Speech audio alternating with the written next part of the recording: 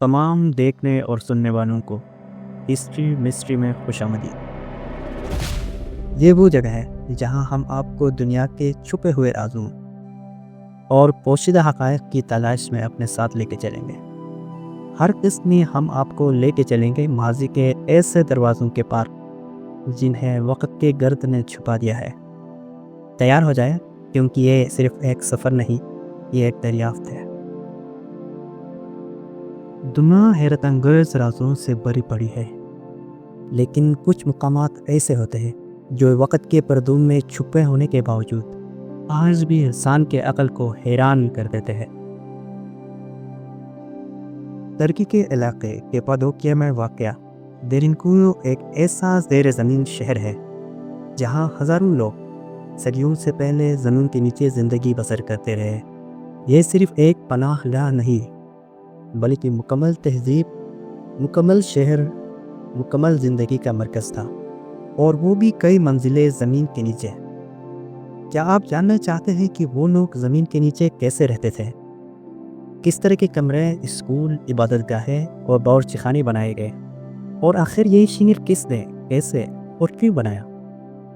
آج کی اس دلچسپ ویڈیو میں ہم آپ کو لے کر جا رہے ہیں دیرینکویو کے سنسنی خیز سفر پر۔ اگر آپ تاریخ، اسرار، پرانی تہذیبوں اور پوشیدہ حقائق میں دلچسپی رکھتے ہیں تو یہ ویڈیو آپ کے لیے ہے۔ ویڈیو کو مکمل دیکھیں، اور اگر آپ کو پسند آئے تو لائک کریں، کمنٹس کریں، اپنی رائے دیں، اور ہمارے چینل کو سبسکرائب کرنا نہ بھولیں تاکہ آپ آئندہ بھی ایسی دلچسپ معلوماتی اور حیرت انگیز ویڈیو سے باخبر رہیں گے۔ انسانی تاریخ اسرار و رموز سے بھری ہوئی ہے۔ کئی قومیں زمین سے مٹ گئی، مگر ان کے نشان آج بھی موجود ہیں۔ ترکی کے علاقے کیپادوکیا میں واقع دیرینکویو نامی شہر زیر زمین آباد تھی۔ دیرینکویو کا مطلب گہرا کنواں۔ یہ شہر زمین کی کئی تہوں کے نیچے واقع ہے، اور یہاں ہزاروں لوگ رہتے تھے۔ کہا جاتا ہے کہ یہ شہر 2000 سال سے بھی پرانا ہے۔ یہ شہر چٹانوں کو کاٹ کر بنایا گیا۔ اس میں درجنوں منزلیں ہیں جو زمین کے نیچے اترتی چلی جاتی ہے۔ ہر منزل میں کمرے، عبادت گاہیں، باورچی خانے، اسکول اور استبل موجود تھے۔ دیرینکویو صرف رہائش کے لیے نہیں، بلکہ دشمنوں سے بچاؤ کے لیے بھی بنایا گیا تھا۔ یہاں ایسے دروازے ہیں جو باہر سے بند ہو سکتے تھے اور اندر سے کھولنا ممکن نہیں تھا۔ اس شہر میں ہوا کی نکاسی کا ایک زبردست نظام موجود تھا۔ سینکڑوں فٹ اونچے ہوادان بنائے گئے تاکہ تازہ ہوا اندر آتی رہے اور لوگوں کو دم گھٹنے کا خدشہ نہ ہو۔ پانی کے لیے بھی خصوصی انتظام کیا گیا تھا۔ زیر زمین قدرتی چشموں سے پانی حاصل کیا جاتا تھا تاکہ محاصرے کے وقت بھی پانی کی قلت نہ ہو۔ دیرینکویو کا کل رقبہ تقریباً 25,000 مربع میٹر ہے۔ اس میں بیک وقت 20,000 لوگ رہ سکتے تھے۔ بعض ماہرین کا خیال ہے یہ تعداد اس سے بھی زیادہ ہو سکتی ہے۔ یہ شہر ایک دوسرے سے جڑے ہوئے کمرے، راہداریوں اور گزرگاہوں پر مشتمل ہے۔ ان راستوں کو جاننا صرف مقامی لوگوں کے لیے آسان نہیں تھا، اجنبی کے لیے یہ جگہ ایک بھول بھلیا بن جاتی تھی۔ دیرینکویو کے ہر کمرے کو مخصوص مقصد کے لیے بنایا گیا تھا۔ کچھ کمرے رہائش کے لیے، کچھ عبادت کے لیے، اور کچھ اناج ذخیرہ کرنے کے لیے تھے۔ اندر جانے کا راستہ نہایت تنگ اور پیچیدہ تھے۔ ان راستوں سے صرف ایک آدمی گزر سکتا تھا تاکہ دشمن حملہ کرے تو اندرونی لوگ آسانی سے قابو پا سکے۔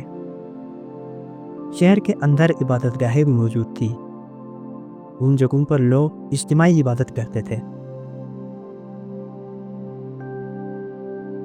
دیرینکویو میں تعلیم کے لیے بھی خاص انتظام تھا۔ بچوں کو لکھنا پڑھنا سکھایا جاتا تھا اور مذہبی تعلیم بھی دی جاتی تھی۔ اس شہر میں کھانے پکانے کے لیے باورچی خانے بنائے گئے تھے۔ ان میں آگ جلانے کے لیے ایک خاص چمنیدار نظام بنایا گیا تاکہ دھواں باہر جا سکے۔ شہر میں اناج کو ذخیرہ کرنے کے لیے بڑے بڑے گودام تھے۔ ان گوداموں میں خشک اناج اور خوراک محفوظ رکھی جاتی تھی تاکہ محاصرے کے وقت کام آ سکے۔ دیرینکویو کی سب سے حیران کن بات یہ ہے کہ اتنی بڑے شہر کو بغیر کسی جدید اوزاروں کے تراشا گیا۔ اس وقت کے لوگ ہاتھ کے اوزاروں سے چٹانوں کو کاٹتے اور راستے بناتے۔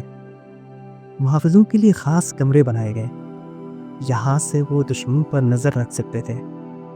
ہر منزل پر پہرےداری کے انتظامات کیے ہوئے تھے۔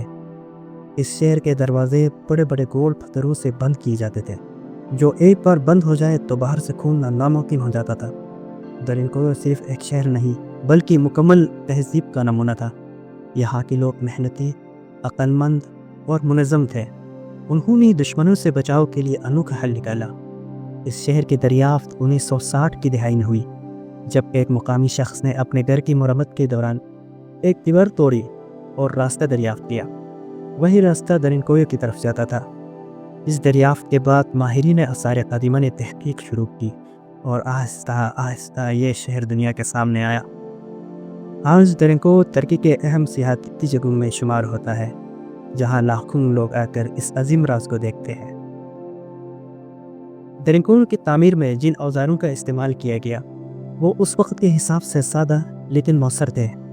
نرم چٹانوں کو تراشنے کے لیے لکڑی، پتھر اور دھات کے اوزار استعمال کیے گئے۔ یہ کام کئی سالوں پر محیط رہا ہوگا۔ یہ شہر ایک پیچیدہ بول بلیا کی مانند ہے۔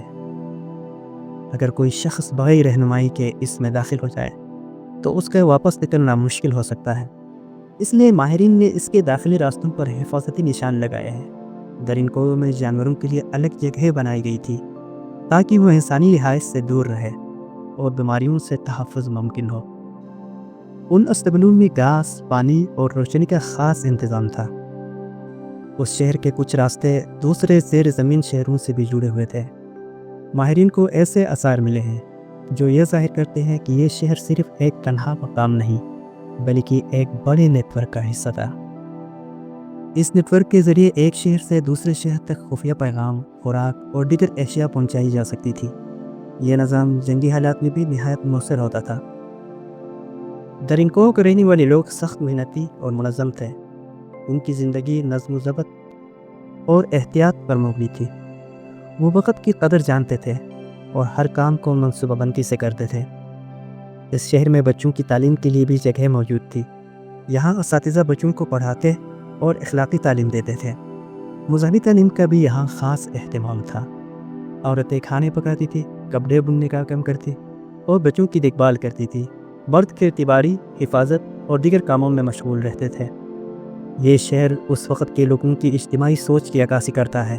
انہوں نے اجتماعی بقا کے لیے ایک منظم اور محفوظ طرز زندگی اپنائی، جس کا مرکز یہی زیر زمین شہر تھا۔ اس شہر میں موجود عبادت گاہیں اس وقت کے لوگوں کی روحانی وابستگی کو ظاہر کرتی ہے۔ یہاں خاموشی، سکون اور پاکیزگی کا ماحول ہوتا تھا۔ یہاں لوگ دعائیں کرتے اور روحانی سکون حاصل کرتے۔ درینکوو میں مہمانوں کے لیے بھی کمرے موجود تھے۔ اگر کوئی اجنبی یا مہمان پناہ لینا چاہے تو اسے مخصوص جگہ دی جاتی تھی اور بعد از شناخت اس شہر کے دیگر حصوں تک رسائی دی جاتی تھی۔ موسمی گرما کے دنوں میں درینکوو کا درجہ حرارت نسبتاً یکساں رہتا تھا۔ زیر زمین ہونے کی وجہ سے نہ شدید گرمی کا اثر ہوتا اور نہ ہی سخت سردی۔ درینکوو کی دریافت کے بعد دنیا بھر کے سیاح اور محققین یہاں آتے ہیں۔ اس نے ترکی کی سیاحت میں اہم کردار ادا کیا ہے اور مقامی معیشت کو فائدہ پہنچایا ہے۔ یہ شہر ہمیں یہ سبق دیتا ہے کہ انسانی ذہانت، محنت اور اتحاد سے ہر مشکل کو آسان بنایا جا سکتا ہے۔ درینکوو صرف ایک عجوبہ نہیں بلکہ تاریخ کا آئینہ ہے۔ آج بھی درینکوو ایک خاموش داستان سناتا ہے۔ یہ داستان ہے بقا کی، جدوجہد کی، اتحاد کی اور اس انسان کی جو زمین کے نیچے بھی ایک مکمل زندگی ترتیب دے سکتا ہے۔ یہ شہر آنے والی نسلوں کے لیے ایک پیغام ہے: جب تک ہم متحد ہیں، کچھ بھی ناممکن نہیں۔